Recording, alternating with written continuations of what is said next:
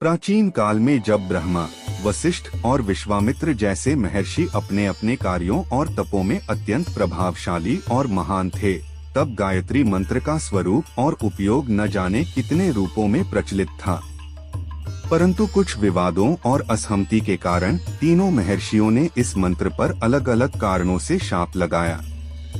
ब्रह्मा का शाप। ब्रह्मा जी ने कहा कि गायत्री मंत्र का प्रभाव केवल कर्मकांड और यज्ञ में सीमित रहे, इससे अधिक व्यापक आध्यात्मिक शक्ति में यह यथेष्ट प्रभावी न हो।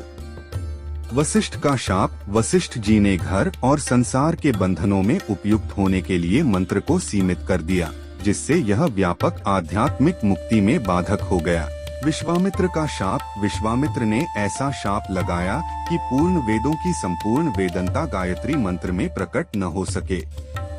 इस वजह से गायत्री मंत्र अपने संपूर्ण रूप में आम साधकों के लिए खुलकर शक्तिशाली नहीं रह पाया। कहते हैं कि जब यह शाप लगा, तब ब्रह्मा, वशिष्ठ और विश्वामित्र सभी ने अपने अपने शाप को किसी प्रकार से दूर करने के उपाय भी बताए। इन उपायों का राज मंत्रों के रूप में रह गया, जिसे बाद में गायत्री शाप विमोचन मंत्र कहा गया।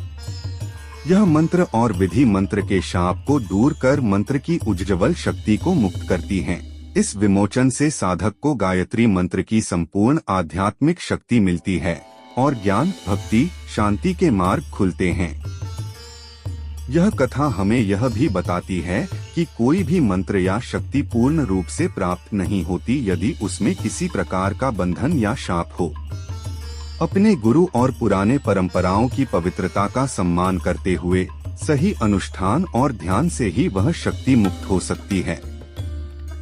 गायत्री मंत्र की यह शाप विमोचन कथा आध्यात्मिक अनुशासन और साधना के महत्व को भी स्पष्ट करती है। यह कथा धार्मिक साहित्य, तांत्रिक ग्रंथ और पुराणों में भिन्न भिन्न रूपों में मिलती है, पर इसका मूल संदेश यही है कि शुद्धि और विमोचन के माध्यम से ही कोई भी शक्ति पूर्ण होती है।